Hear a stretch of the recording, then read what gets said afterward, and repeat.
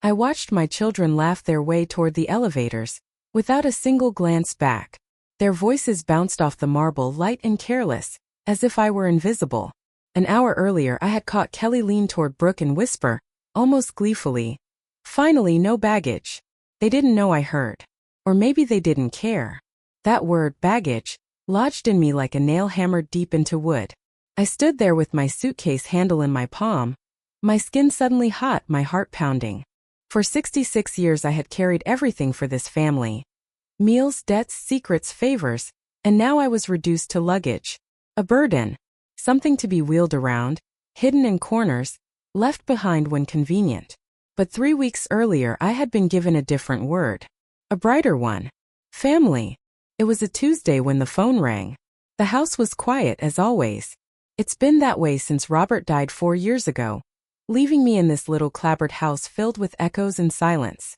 I still set 2 plates out for dinner sometimes, catching myself halfway through, then sliding the second plate back into the cabinet with a tightness in my chest. That day, I had just finished knitting a scarf for Maya when Ethan's name flashed on the screen. "Hi, Mom." His voice was syrupy sweet, the one he saves for when he wants something. I was just thinking, how about a family holiday? Like old times. The kids would love it. I found this resort right on the ocean blue harbor. Pools, restaurants, activities for the little ones. Perfect for everyone. For a moment the air shifted. I could almost hear Robert's chuckle. "Don't fall for it, Ellie. You know your boys." But I wanted so badly to believe. My chest filled with light, with hope. For years I had been nothing but the background. Cooking their favorite meals on Sundays, babysitting when Kelly had spa appointments, lending money, just until payday that never returned. Invitations to real family events, their vacations, their trips, even birthdays in restaurants rarely came. If they did, it was always, "Mom, could you watch the kids while we go celebrate?" So when Ethan said family holiday, I closed my eyes and pictured it. Sitting at a long table, laughter filling the room, my place among them finally secure.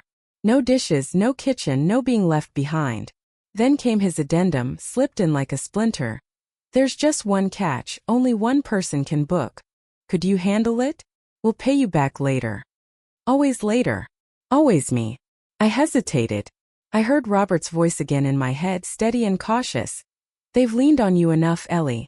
Don't do it."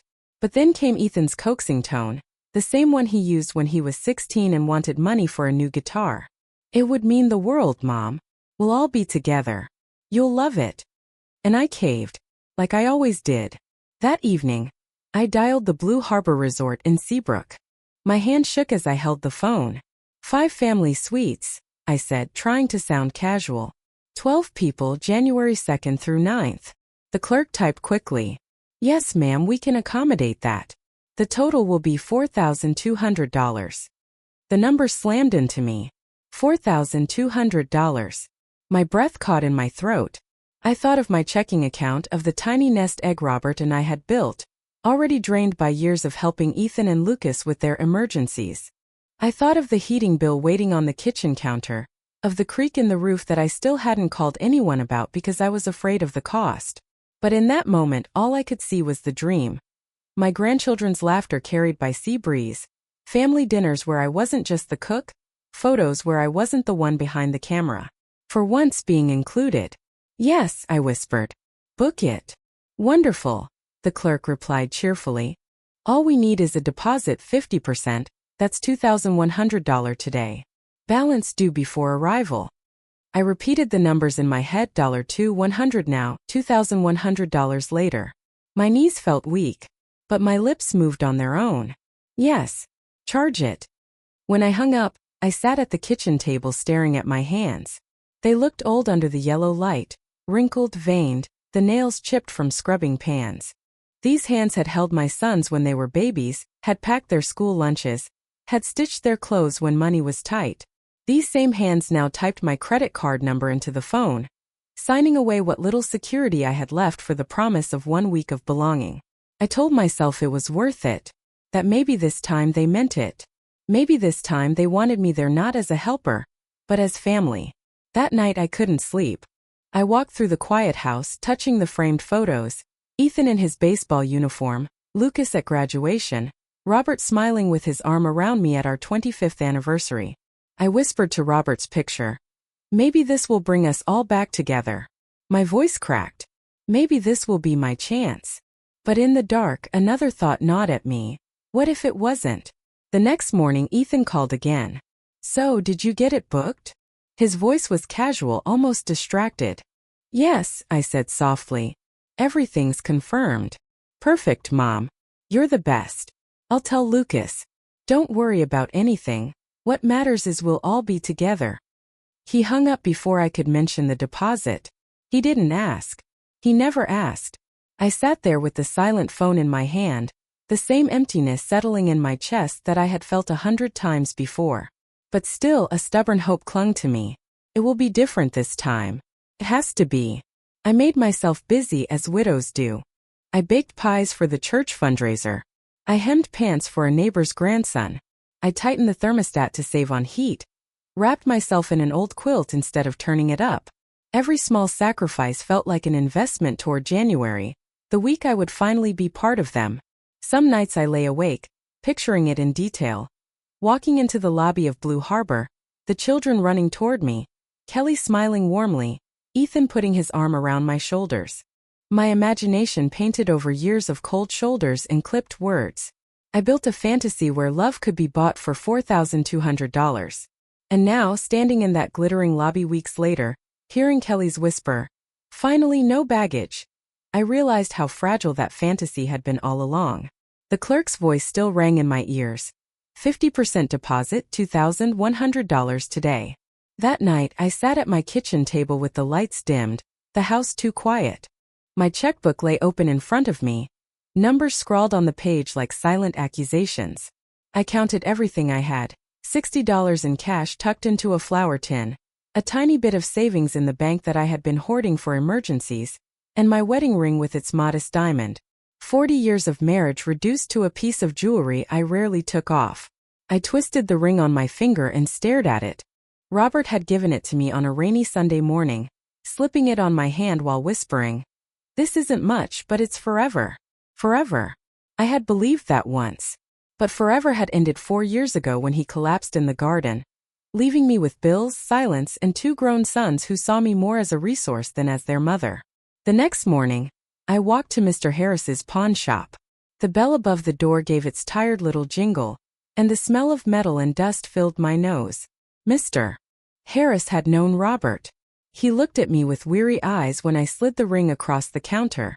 "I need to pawn it," I whispered. He held it up to the light, examined it with his magnifier. 800. I almost laughed. 40 years of marriage, of love, of loyalty, priced at $800. But I didn't laugh. My throat burned, my eyes stung, but I forced myself to nod. "Cash, please." He handed me a stack of bills bound with a rubber band. I closed my fist around them, feeling the weight of humiliation. With the ring gone, I had enough for the deposit. Between that and the small savings account, I wired the $2,100 to the resort. My hands trembled as I pressed the confirmation button, as if I were signing away not just money but pieces of myself. When Ethan and Lucas called in the days after, they never asked about the money, only about the details. "Mom, are the rooms ocean view? Mom, is there a kids' pool? What about restaurants? Do they have Italian?" Not once. "How much did you pay? Do you need help with the deposit?" Every word was about their comfort, their excitement, their children's joy. I swallowed my hurt and answered cheerfully, because I wanted so badly to be included. So I worked.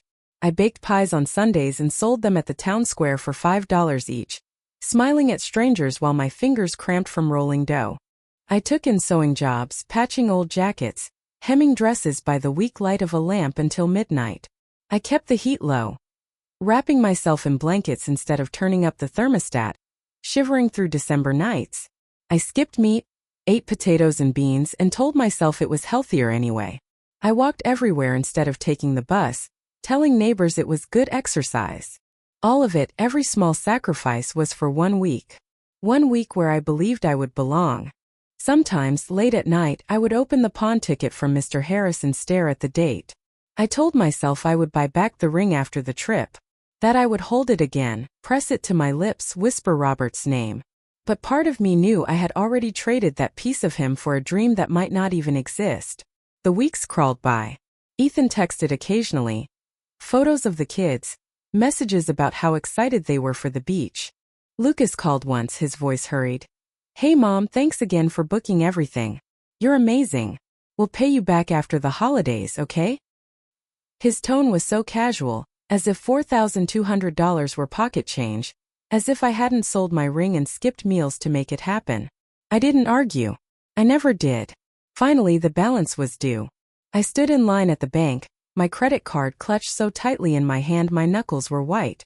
The teller smiled as she processed the payment. There we go, all set. Enjoy your trip. I nodded weakly. Enjoy.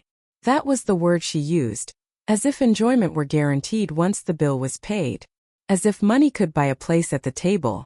Walking home that day, the wind cut through my coat. My card was now loaded with debt. My savings were gone. My ring was gone. But my heart still clung to the hope that I had bought 7 perfect days. The night before departure, I sat in my living room with my suitcase open. I had packed my best clothes. The light blue dress Robert once said made me look younger. The pearl earrings I wore at Ethan's graduation. The red cardigan Maya had knitted for me last Christmas. I placed them carefully, almost reverently, as if this trip were not just a vacation but a pilgrimage, an attempt to return to the center of a family I had lost. I looked around the house, the silence pressing against me. The cracked photo frames, the old couch, the worn carpet. This was the life I lived every day, gray, small, unnoticed. Tomorrow, I told myself, tomorrow I would step into something brighter.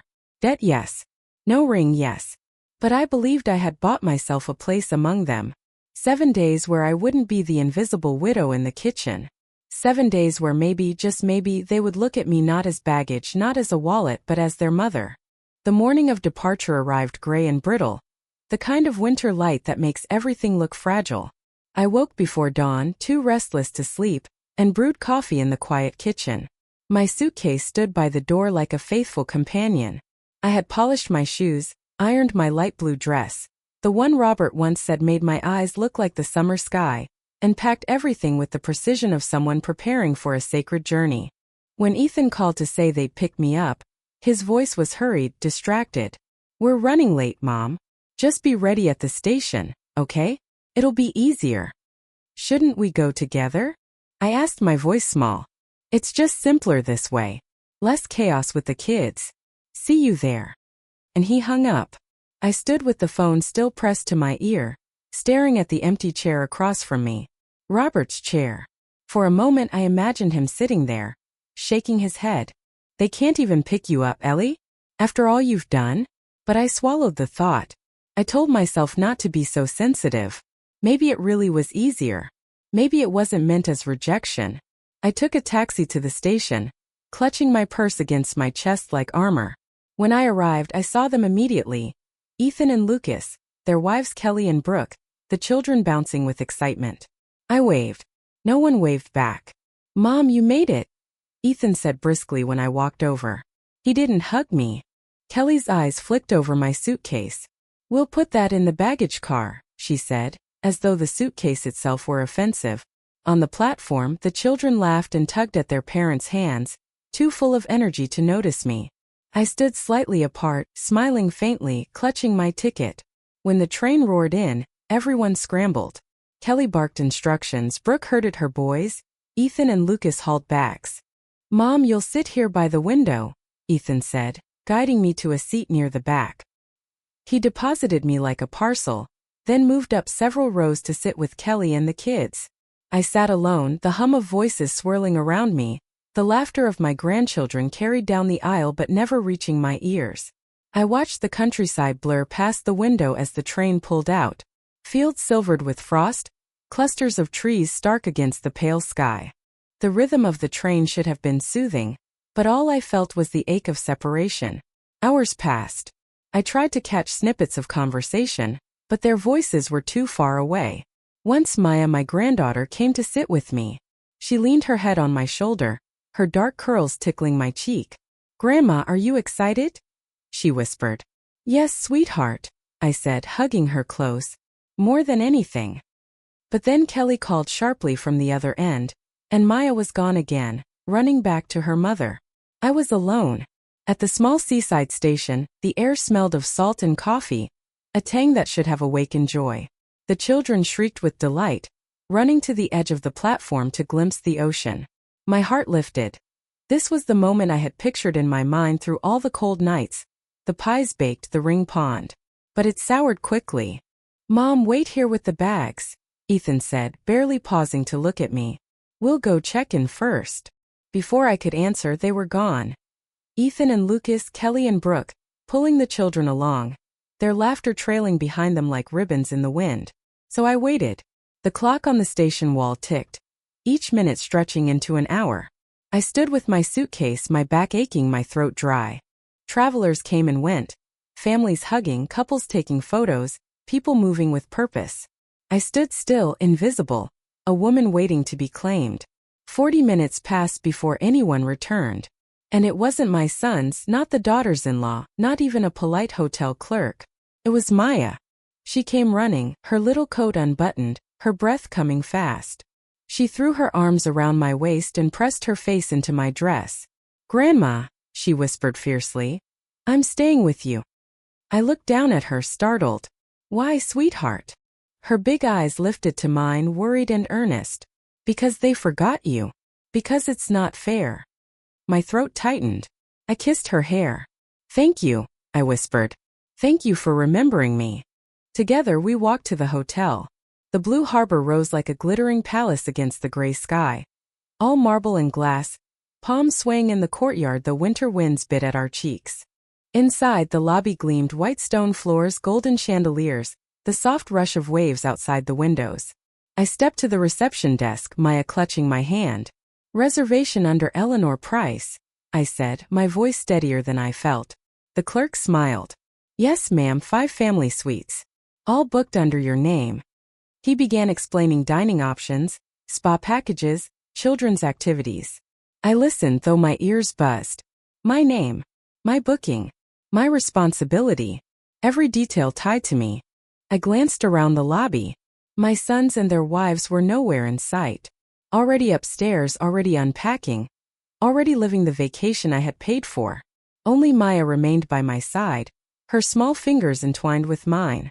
As the clerk slid the keycards across the counter, I felt a hollow ache deep in my chest. I had imagined this moment differently. My children gathering around, thanking me, embracing me, making me feel part of something. Instead, I stood alone, a middle-aged receptionist explaining amenities to me as though I were the personal assistant, not the mother, not the heart of this family. "Thank you," I murmured, sliding the keycards into my purse. Maya tugged my hand. "Grandma, can we go see your room?" "Yes, sweetheart," I said. My voice trembled. "Let's go." We stepped into the elevator. The mirrored walls reflected us back, me in my blue dress, tired but trying to look hopeful, and Maya bright-eyed, clutching my hand like it was the only anchor she had. The doors slid shut, cutting us off from the glittering lobby. From the laughter I could already hear echoing faintly down the halls. And in that quiet box of steel and mirrors, I realized the first sting of truth. I had bought us a place in this resort. But belonging was something money couldn't secure. Not for me. Not with them. The first evening at the resort should have been everything I had dreamed of during those long nights of sewing and baking. Instead, it was the beginning of the unraveling. Dinner was set in a grand hall of polished wood and glass, the ocean rolling endlessly beyond the windows. The tables gleamed with white linens, wine glasses sparkling under golden light. My sons and their wives slipped into this luxury as though it had always belonged to them. Ethan ordered cocktails with a careless wave of his hand. Lucas laughed loudly, recounting a story from work. Kelly and Brooke compared spa brochures, their bracelets clinking like bells. I sat at the end of the table, a plate of grilled fish before me, my knife and fork untouched. No one asked if I liked the food. No one asked about the trip down, about how long I had waited at the station. I was invisible again except to Maya. She sat beside me, her small hand resting against my arm. She was quiet, unusually so for a child who usually chattered through meals. At one point, Brooke leaned close to Kelly, her voice sharp but low. "At least she's paying her way this time." They both laughed softly, the kind of laugh meant to exclude. My cheeks burned. I cut a small piece of fish, chewed, swallowed, though it tasted like ash. The children grew restless, fidgeting in their seats. Lucas suggested the game room. The adults rose eagerly, gathering their phones and purses, herding the little ones along. No one asked if I wanted to join. I was left with Maya in the echoing hall, a half-finished plate before me. When we returned to my room, the night pressed close against the windows. The ocean rumbled, steady and indifferent. Maya climbed onto the bed, pulling her tablet from her backpack. She sat cross-legged, her brows furrowed as she scrolled. Then she looked up at me, her eyes wide and troubled. "Grandma," she whispered. "You need to see this." She held out the screen. It was a group chat on her phone. The name made my stomach twist. Vacation No Drama. The icon was a palm tree against a sunset, cheerful and mocking. The messages scrolled upward in a torrent of cruelty. Old lady handled it again. So embarrassing how excited she looked at check-in.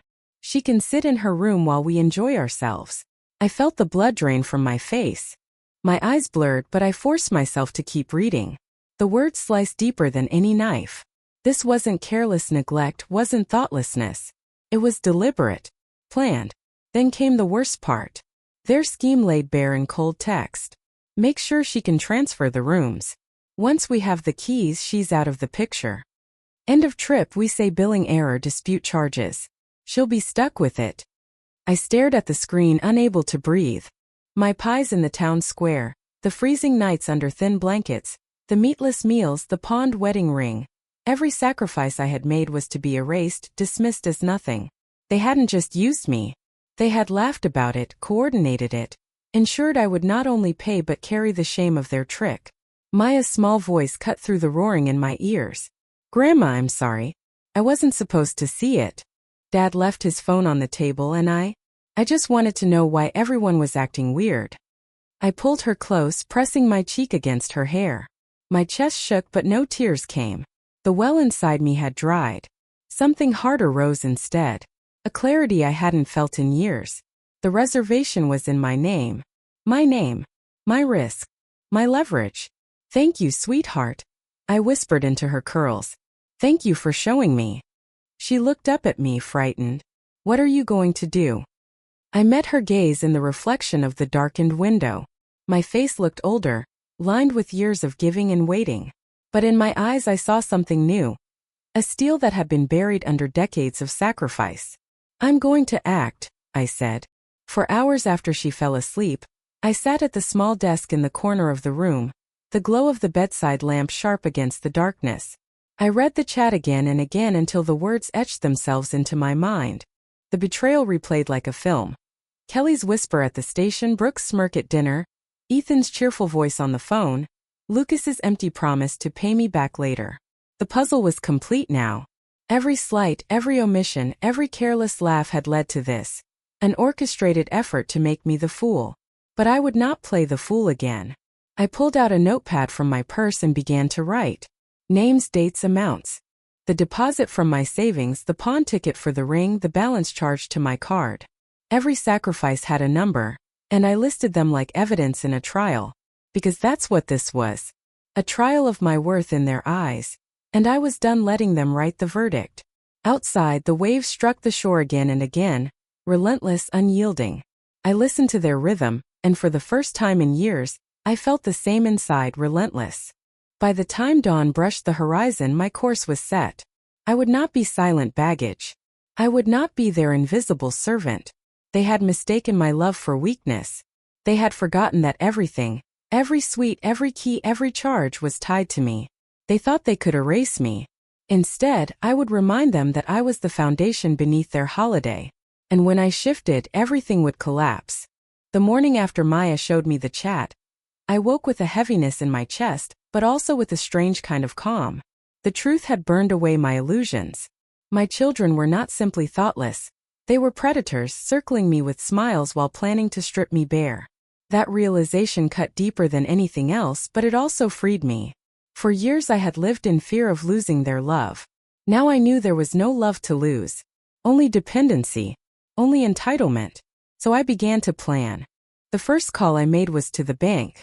My fingers shook slightly as I dialed, the cordless phone heavy in my hand. A man named Richard answered, his tone professional. First National, this is Richard. How may I help you? My name is Eleanor Price, I said, forcing my voice to stay steady. I need to report a possible family fraud attempt on legitimate charges for $4,200 at Blue Harbor Resort. I am the one who made the charges. I am the sole payer. But I have reason to believe my sons may attempt to dispute them, claiming it was an error. There was a pause, then Richard's voice softened. I'm very sorry to hear that, Mrs. Price. Let me flag your account right now. If any disputes are filed, they'll trigger a full investigation, and the charges will remain valid until it is resolved. You'll be notified immediately. Thank you, I whispered, a lump in my throat. This is important. Of course, he said gently. And Mrs. Price? You're not alone. We see this more than you'd think. I hung up, staring at the receiver. Not alone. The words echoed strangely. How many other mothers had been used by their own children until nothing was left? The second call was to the hotel manager. The front desk transferred me quickly, and soon a firm, steady voice answered. David Cole, resort manager. Mr. Cole, I said. This is Eleanor Price. I booked 5 family suites January 2nd through 9th. All charges are under my name. Yes, ma'am, that's correct. I need written confirmation from you that I alone paid for the booking, and that no changes can be made without my authorization. I also need your staff to be aware. If anyone else attempts to request transfers or disputes, they are not permitted. He hesitated. Of course, Mrs. Price. May I ask if there's been a problem? I closed my eyes. My family intends to manipulate me out of my own reservation. I have evidence. I won't allow it. When I opened my eyes, I expected disbelief or judgment. Instead, his tone turned crisp, professional, almost protective. Understood. I'll draft a statement right away and have it delivered to your suite. Consider it handled. My staff will be briefed personally. Relief washed through me, hot and dizzying. Thank you, Mr. Cole. You don't know what this means. Ma'am, he said quietly, I think I do. The third call was the hardest. To my lawyer, an old family friend, Parker. He had been at Robert's funeral, had held my hand as I signed the estate papers. His voice was warm but cautious when he answered. Eleanor? It's been a long time. Yes, Parker, I said, my voice breaking. I need help. This is financial abuse of a senior. And possibly bank fraud. Tell me everything, he said. So I did. I read him the group chat messages word for word. My voice flat, mechanical. As though I were reading someone else's tragedy. When I finished, there was silence. Finally, Parker spoke, his voice hard as stone. You're right. This isn't just cruelty. It's criminal. I'll draft a sworn statement for you to notarize. That way, if they attempt anything, you have legal protection. And Eleanor, he paused. You've given too much for too long. It's time to protect yourself. The words cracked something open in me. Protect myself. I had never thought of that as an option. My whole life had been protecting them, my children, their comfort, their ease. But now, finally, the balance was shifting. That evening, there was a knock at my door. Ethan. He smiled with that same charming grin he'd used since he was a boy, but I could see the tension in his eyes. Mom, do you have some extra keys? Just in case. Emergencies, you know how it is. I looked at him calmly. I'm 66, Ethan. Not 96. I can manage my own keys. His smile faltered. For a flicker of a moment, I saw the boy he had once been, the boy who used to cry when he skinned his knee, who used to climb into my lap for comfort. But the flicker was gone, replaced by the man who saw me as a wallet with wrinkles. Sure, Mom, he said lightly, though his eyes were cold. No problem. He left without another word. I went to dinner that night in the grand hall.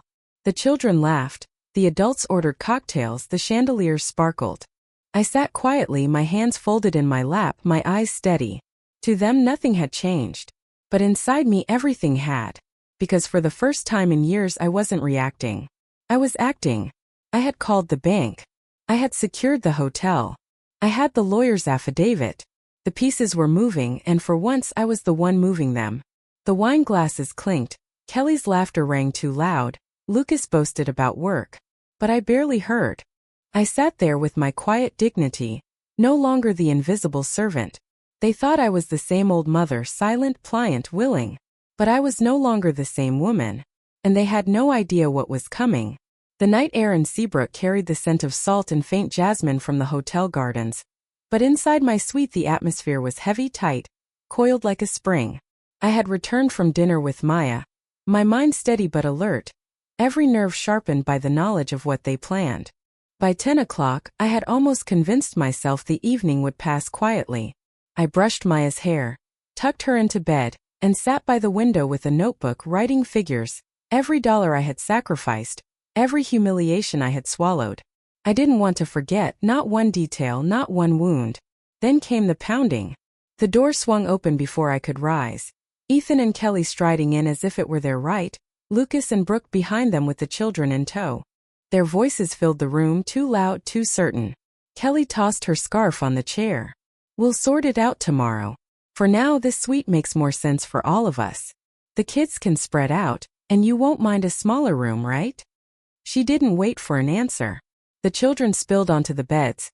Brooke unpacked snacks onto the dresser. Lucas opened the balcony doors as though inspecting his new kingdom. I stood frozen, my hand resting on the arm of the chair. It was as if I were invisible in my own room, reduced to a placeholder until the real occupants claimed it. Finally, I said softly, "This is my suite." Ethan's smile was thin. "Mom, come on. Don't make this difficult. You'll be more comfortable in one of the other rooms. We'll handle things." Handle. The word slashed at me. Handle what? My money? My dignity? My role as mother reduced to a pawn they could shift around the board at will?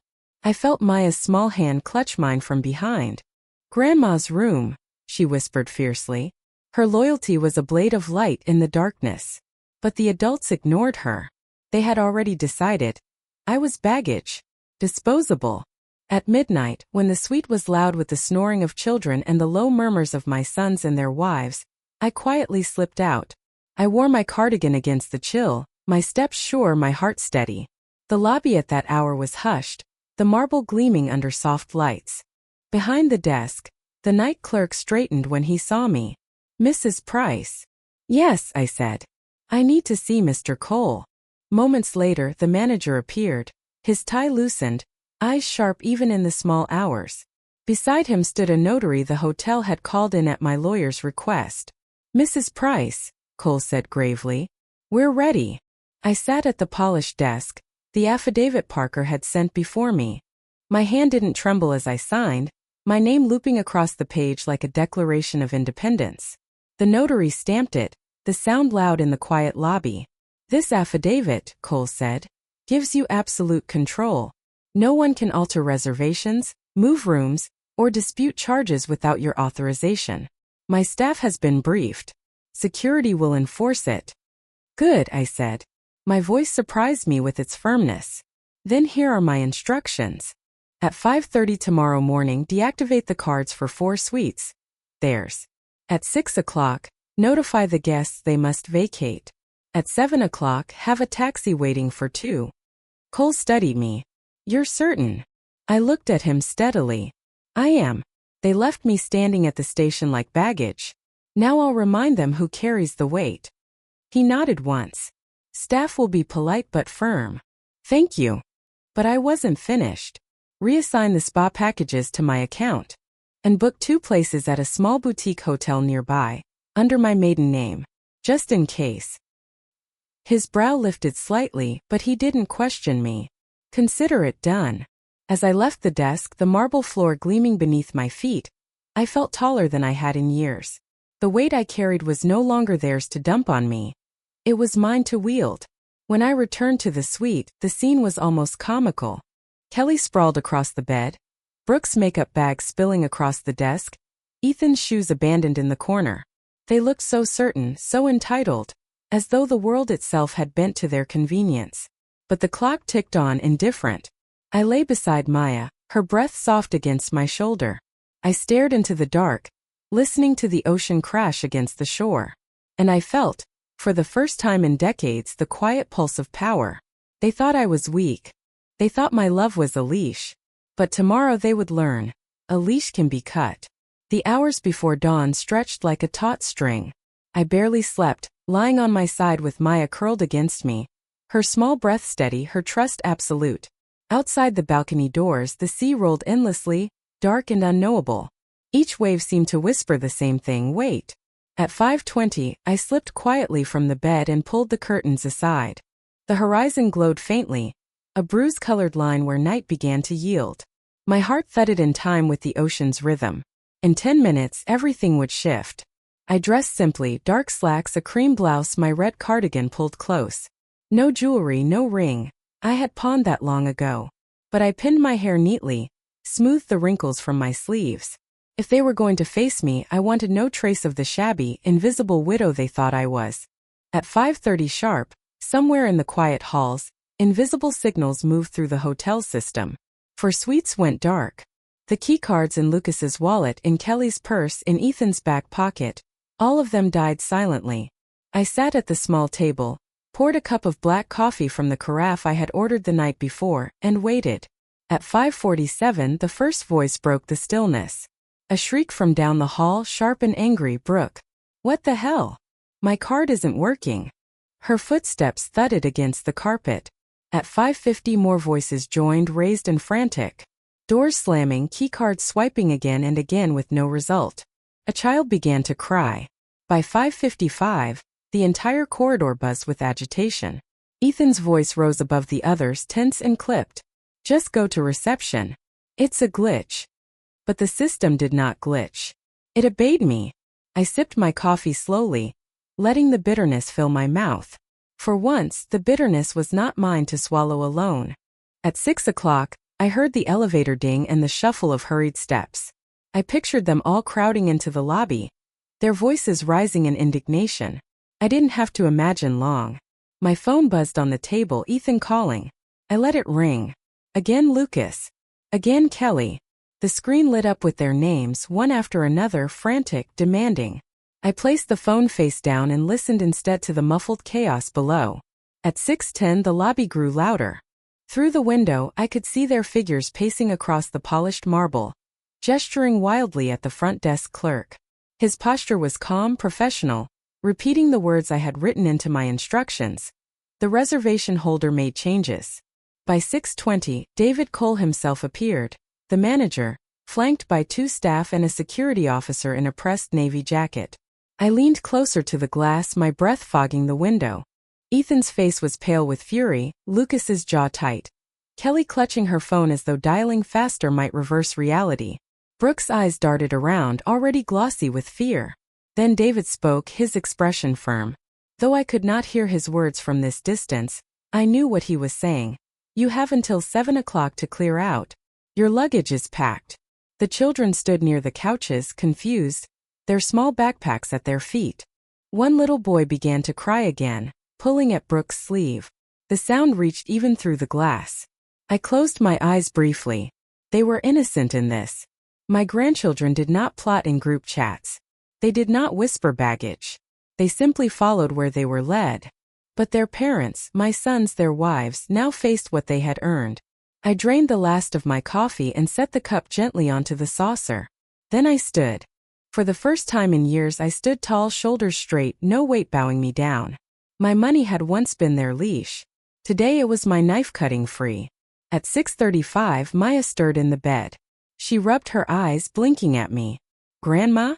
Why are you dressed? Because, sweetheart, I said, smoothing her hair back. Today is an important day. Today things change. She looked at me sleepily, then glanced at the window. Even from our room, the scene in the lobby was visible. She climbed onto the chair, peered down and gasped softly. They're all downstairs. Yes, I said simply. What happened? I placed my hand over hers. The truth came due.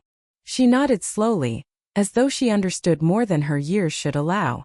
At 6:45 my phone buzzed again. A message this time. Ethan. Mom, what are you doing?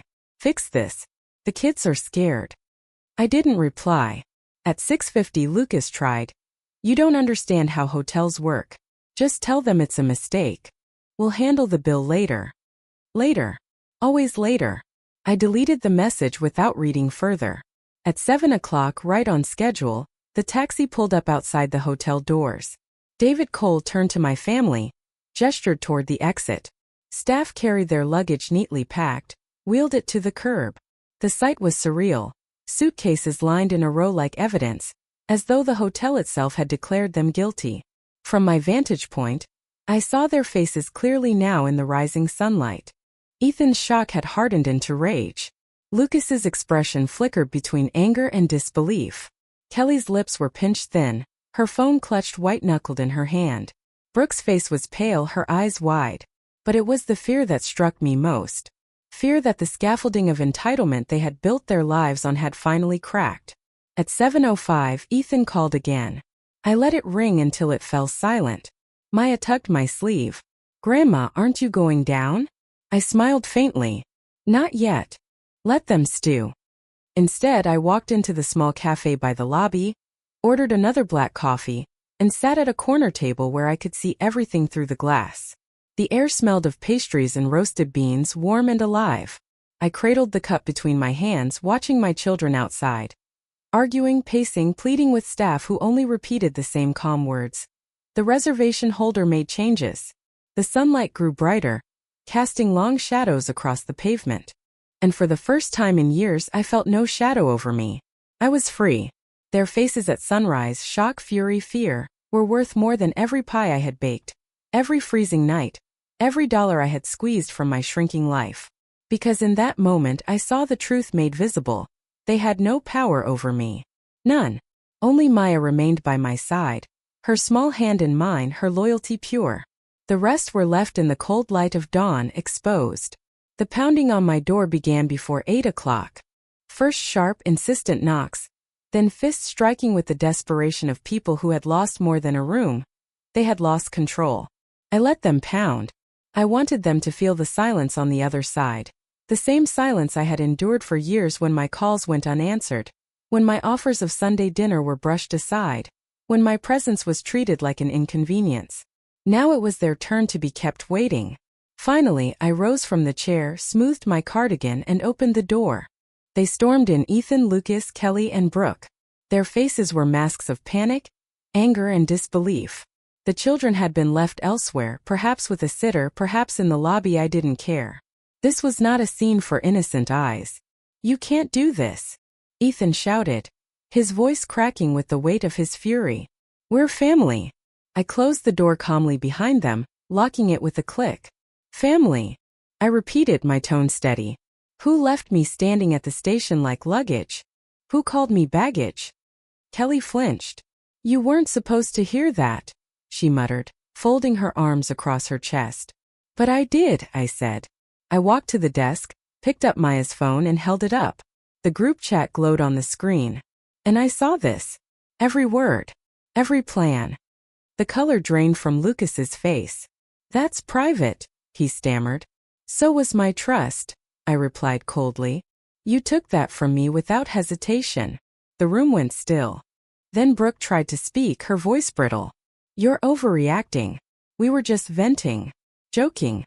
Joking. I asked softly. Selling my ring to pay your deposit was a joke? Freezing in my own home so I could afford this trip, was that a joke? Her mouth opened, then shut again.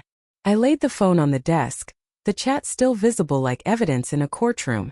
Here are your options, I said, my voice firm. Take your things, find another hotel, and pay for your own vacation. Or stay here, but under no illusion. You are not in control. Not anymore. Ethan's jaw clenched. Mom, this is insane. Think about the kids. The same kids you plan to hide from me with a nanny? I asked. My words sliced through the room. Brooke's face went pale. Lucas swallowed hard. We didn't mean it like that. And the car dispute you already filed? I asked, turning to him. He froze. Ethan **t him a sharp look, but the damage was done. Their scheme was laid bare. Kelly's voice rose, shrill and panicked. This is ridiculous. You can't just pull something like this. You've ruined everything. No, I said evenly. I've ruined nothing. I've simply stopped letting you ruin me. The silence that followed was heavier than any shouting. For years they had relied on my silence, my willingness to absorb every insult, to shoulder every burden.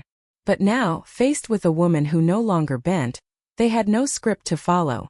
You've always been so dramatic, Ethan finally said, his voice lower but laced with venom. Why can't you just let us handle things? You're making this harder than it needs to be. I met his gaze. You wanted me to hand over the keys, the rooms, the money, and then the blame. But I've lived long enough to know this truth. Once you give away your dignity, you never get it back. And I'm done giving. Lucas ran a hand through his hair, agitated. We'll find another hotel. But this isn't over. You can't just cut us out like this. We're your sons. I took a step closer, my voice quiet but sharp. You cut yourselves out when you chose greed over love. When you saw me not as a mother but as a bank account. They had no reply. The clock ticked loudly in the silence, a metronome marking the end of one life and the beginning of another. At last I gestured to the door. You have your answer. Now go. They hesitated, their pride battling with their defeat. Kelly's lips trembled with fury. Brooke clutched her handbag as though it were a lifeline. Lucas's eyes darted between me and Ethan, searching for direction. Ethan stood rigid, his face carved from stone. But they left. One by one, the door closing behind them with soft thuds, until the room was quiet again. I sat down, my hands folded neatly in my lap. My heart still raced, but it was not fear that quickened it.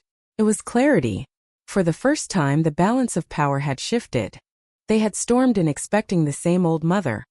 Pliable, desperate for affection, afraid to lose them. Instead, they had found a woman who had learned that survival sometimes means drawing the line so hard it cuts. And they had no idea how deep the cut would go. The silence after they left my room was thick, almost holy. I could hear the faint roar of the ocean through the balcony doors, the hum of the air conditioner, the steady ticking of the wall clock. I thought they were gone for good, at least for the morning. But barely 20 minutes later, the pounding returned, softer this time, more urgent than furious. I opened the door to find them clustered there again, as if gravity had pulled them back. Ethan's eyes were *T, Lucas's face drawn, Kelly's expression icy, Brooke pale and tight-lipped. Behind them, one figure stood hesitantly, Maya. Please, Mom, Ethan began, his voice lower now, almost pleading. Can we just talk without all the drama? I stepped aside reluctantly, letting them in again. But this time I stayed standing, arms folded, spine rigid. I would not sit while they towered over me. Kelly launched first. You're making a mistake. Airing dirty laundry like this only hurts the kids. You want them traumatized? You want them to remember this as the vacation Grandma ruined? Her words dripped with accusation, meant to push guilt into my bones. Once they would have worked. But not anymore. Before I could answer, a voice rose from behind her, clear, trembling but steady enough to slice through the noise. Stop blaming Grandma. It was Maya. She stepped forward, her small frame quivering but her chin high.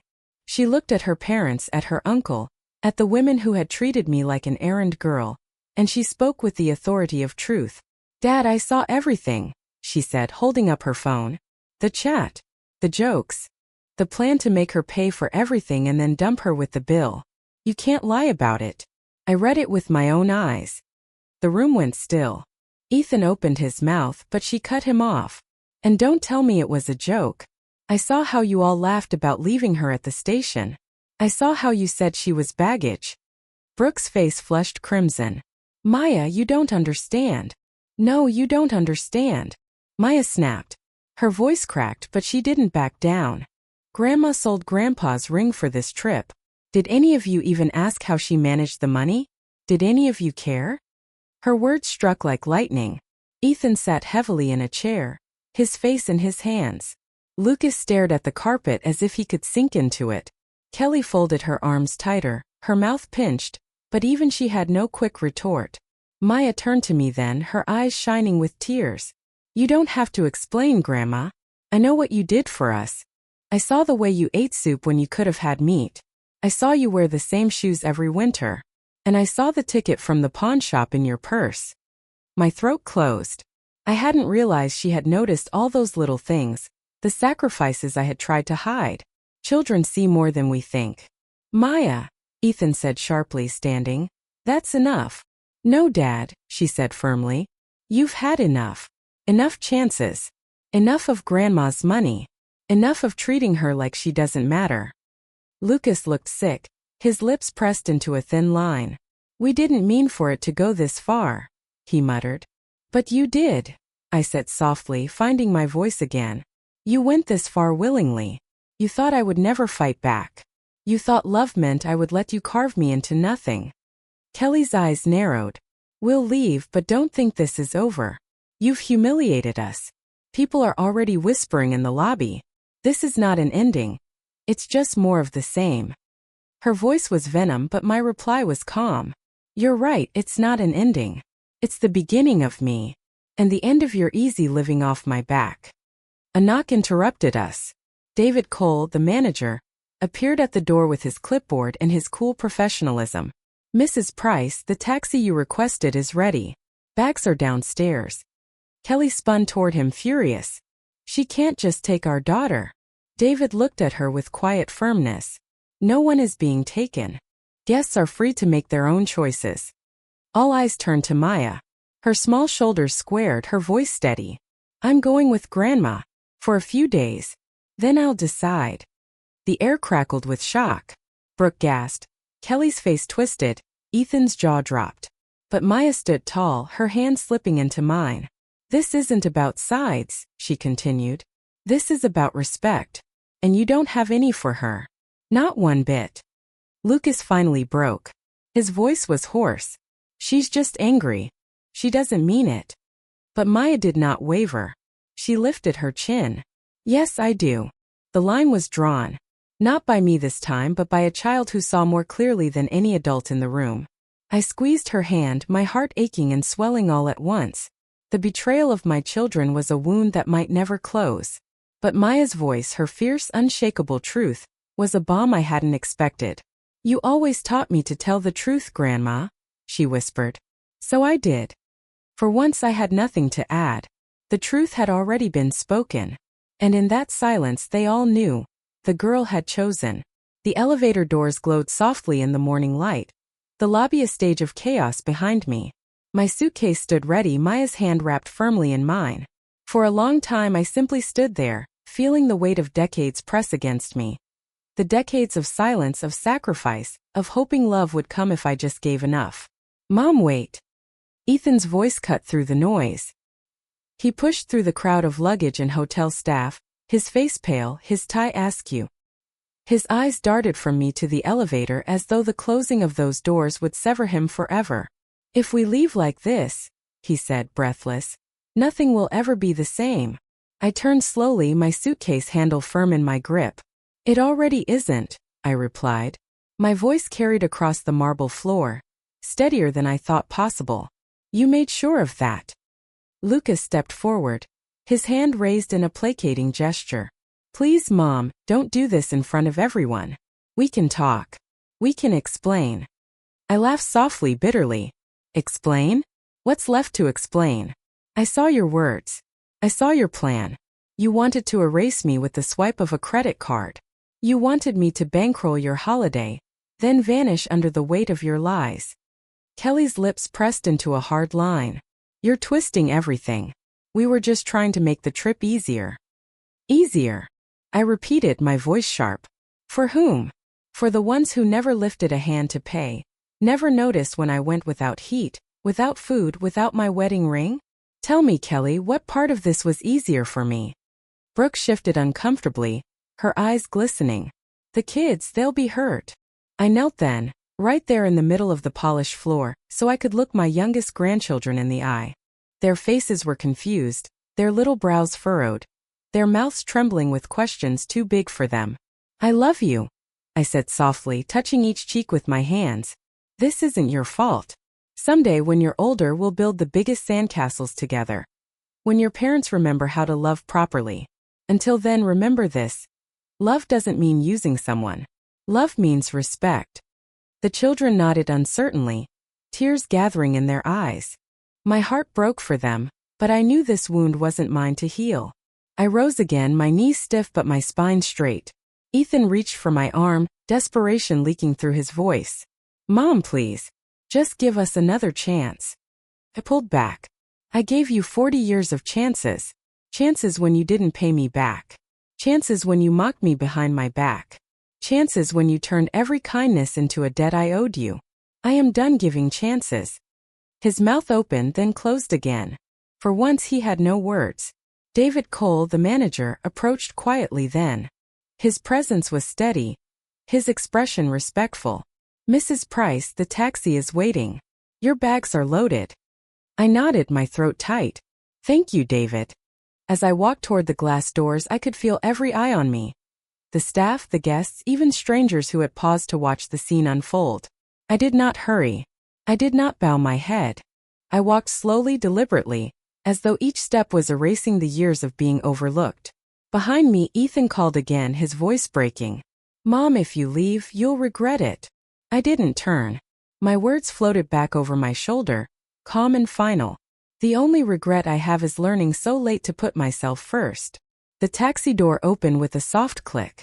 Maya climbed in beside me, her little backpack on her lap, her face set in quiet determination. I slid in after her, the leather seat cool beneath me. Through the window I saw them, my sons, their wives, my grandchildren, standing on the curb surrounded by luggage and whispers. Kelly's arms flailed as she argued with David. Brooke clutched her children. Lucas gestured wildly at Ethan. And Ethan just stood there, watching the taxi, his face a storm of emotions too late to matter. The driver glanced at me in the rearview mirror. Where to, ma'am? I exhaled slowly, the weight of decades leaving my chest. Anywhere but here. The engine rumbled to life, the car pulling away from the curb. In the mirror, the hotel shrank, my family shrinking with it. Their figures blurred by distance and sunlight. Do you regret it? Maya asked softly, her voice small in the hum of the road. I turned to her, brushing a strand of hair from her cheek. I thought of the pies I had baked in the cold, the blankets pulled tight against freezing nights, the empty spot on my finger where Robert's ring had once shone. I thought of every later that never came, every laugh that excluded me, every time I was left behind.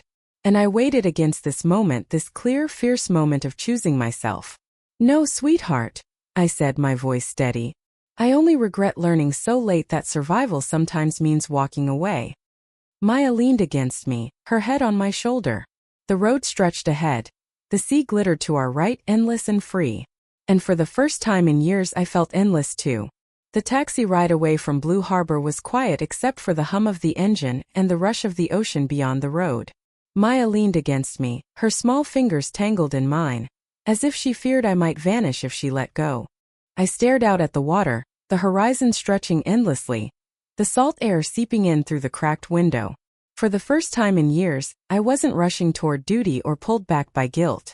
I was simply moving forward. We arrived at the little boutique hotel just after 8. It sat 2 bays down from the Blue Harbor, tucked between weathered cottages and a line of bright fishing boats. No marble floors, no chandeliers, just whitewashed wood, terracotta tiles, and the smell of fresh tea drifting from the kitchen. A painted sign swung gently in the breeze, Seabreeze Inn. I checked in under my maiden name, Eleanor Hayes. Saying it aloud after so many years felt strange, like stepping back into a forgotten version of myself. The clerk, a young woman with kind eyes, handed me 2 brass keys on a woven cord. Room 12. 2nd floor. Balcony view of the ocean, she said with a smile. The room was small, with soft linens and a window that opened to the sound of waves.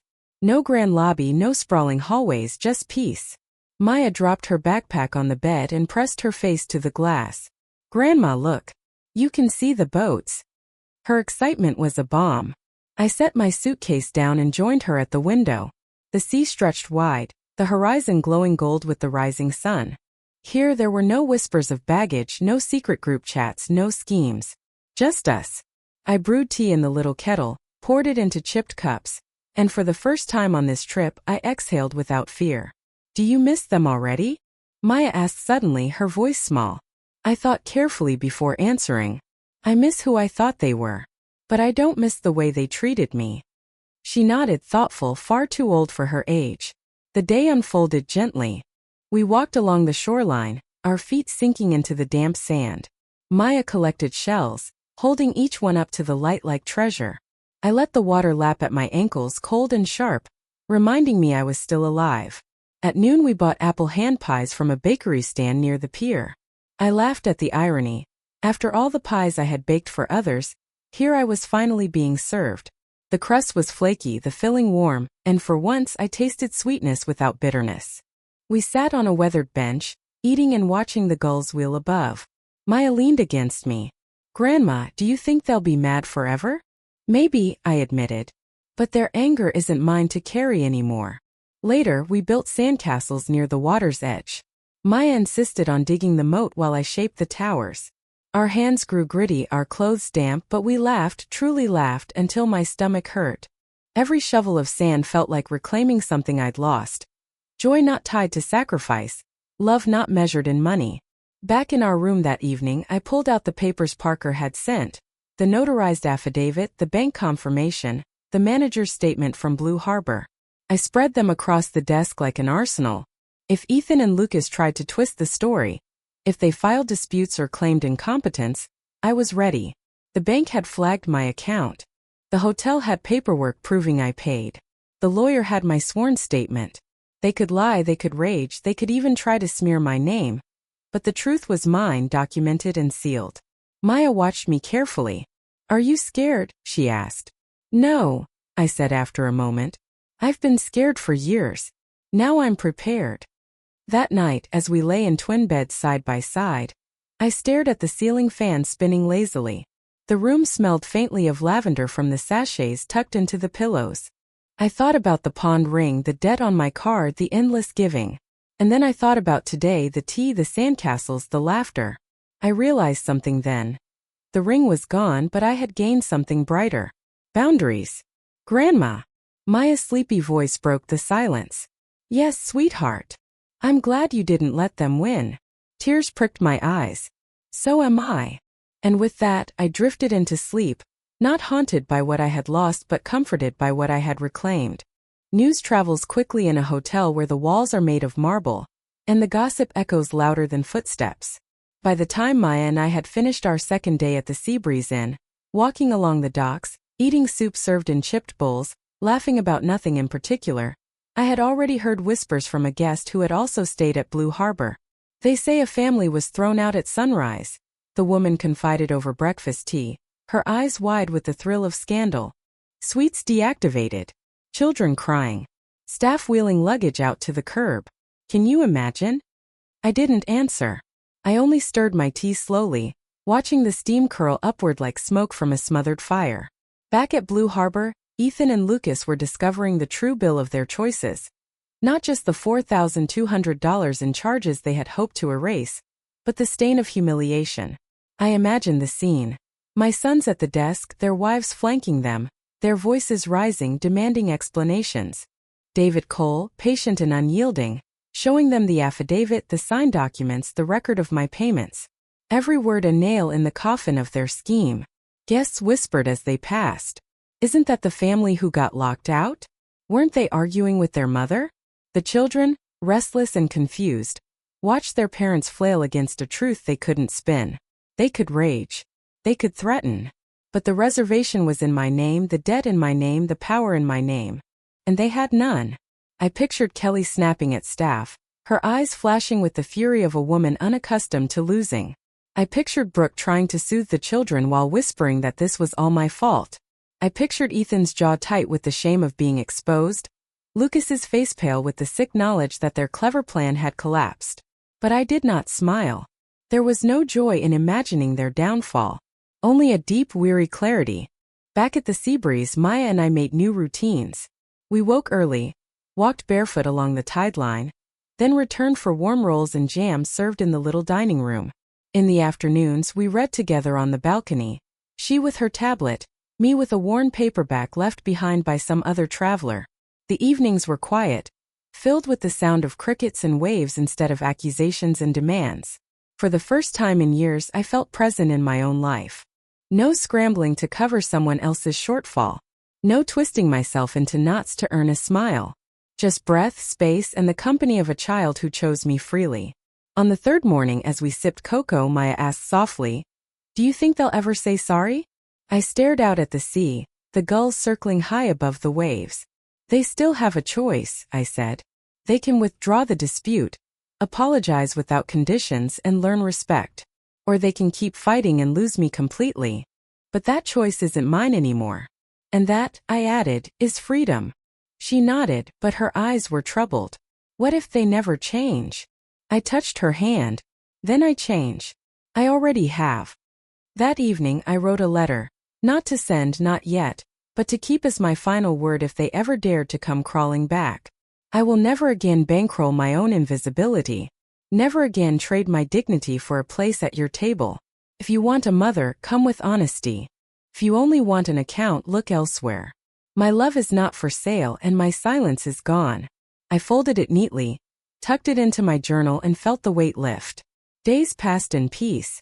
Maya and I built sandcastles that held against the tide longer than I expected. We tried every flavor of pie at the bakery by the docks. We bought matching bracelets from a vendor who carved them from driftwood. Small things perhaps, but each one a reminder. This was what I had dreamed of, not marble lobbies and cocktails but simple belonging. I watched her laugh, her hair tangled by the wind, and thought, this is what I sold the ring for. Not them. Her. The ring was gone, the debt still on my card. But in its place was something priceless: boundaries. On the last night, Maya sat with me on the balcony, the moon spilling silver across the water. "Grandma," she whispered, "when we get home, what if they're angry? What if they say bad things about you?" "Let them," I said softly. "Truth doesn't need their permission." She leaned her head against my shoulder. "I'll tell the truth too." Tears pricked my eyes. "You already did, sweetheart. You were the first one brave enough to say it out loud." As the waves rolled in and the night deepened, I knew the story was not finished. There would be confrontation still, legal letters, cold phone calls, attempts at manipulation. But I was no longer the woman who would bend beneath them. Never again would I pawn my life away for a smile that wasn't real. Never again would I hand my heart over to people who saw me only as baggage. I had built a sandcastle with Maya that week, sturdy and proud. And though the tide eventually came, sweeping it flat, I didn't mourn. Because I knew the lesson: you build again. Stronger. On higher ground. With better company. So if you're reading this, if my story has reached you across towns and screens, I leave you with the question I had to face too late. What would you do if the people you loved most treated you as nothing more than their purse, their servant, their baggage? Would you stay silent, paying for a place you never truly had? Or would you walk away, finally free, even if it meant walking alone? For me, the answer came too late, but not too late to save myself. As for Maya and me, we're finishing our sandcastle. Strong, lasting, and never again built on being someone else's baggage.